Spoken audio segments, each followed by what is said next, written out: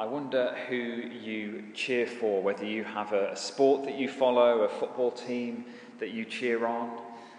Maybe you find yourself surprised at the Olympics and things like that when you're cheering the British team on, or whatever it might be. Have you ever watched a friend playing in sport or while playing games together? I wonder who was the last person you cheered for. Maybe it was at a wedding or a party or a birthday celebration, something where we're congratulating someone else, maybe cheering someone on in their career or getting a promotion. There's something often very spontaneous about cheering. It's not usually an organised or a planned or predicted thing. It's something that just happens in the joy and the excitement of the moment. And this seems to be what's happening here in the events of Palm Sunday.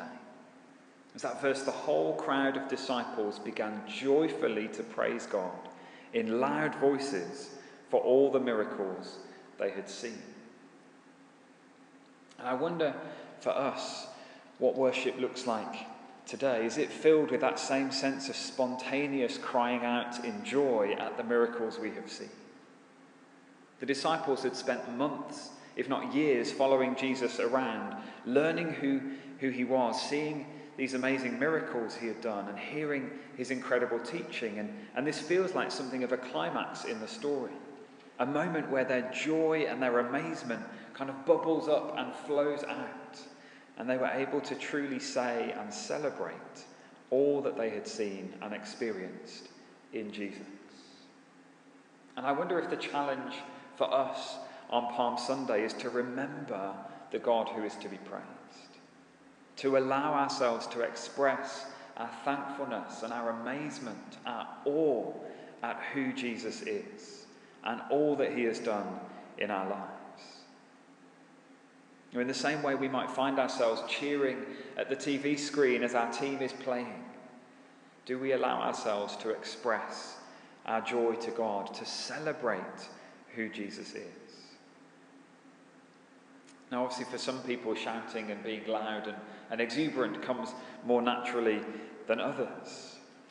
But I think there is something powerful here in this story about how public and expressive the disciples were. This was a crowd of people lining the streets, the busy streets at the time of the festival, for all to see and to hear. They gave themselves permission to celebrate.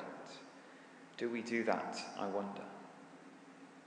When we gather here Sunday by Sunday, it's a great opportunity to worship together and as we take communion, to express our joy and gratitude for who Jesus is. There's something powerful about the words we speak and sing out loud together. It's powerful.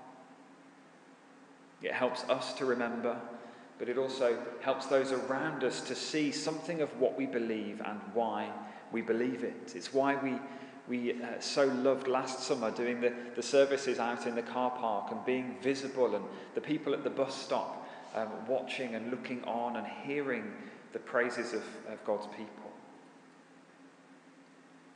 It's interesting that the disciples aren't the only ones to speak up and to cry out in this story. The Pharisees kind of speak out in response or in retaliation, and they cry out, well, Jesus, rebuke your disciples.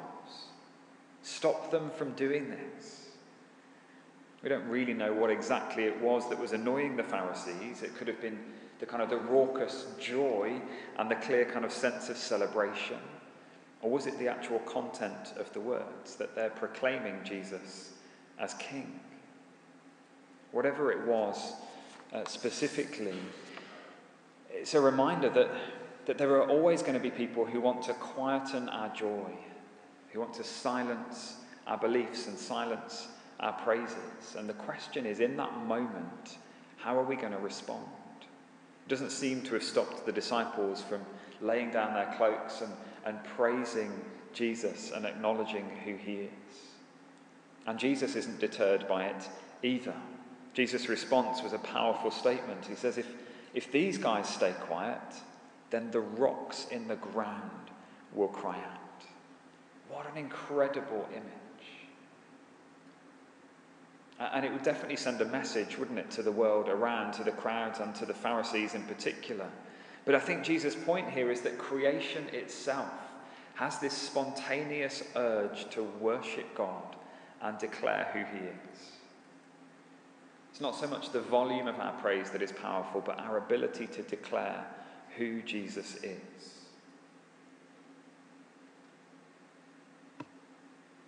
Worship is such a vital noise in creation. Worship should be part of who we are and what is in the world. And if we drop the ball with that, Jesus says, then the rocks themselves will take over. The very creation will cry out. God's awe and might and his praise cannot be silenced.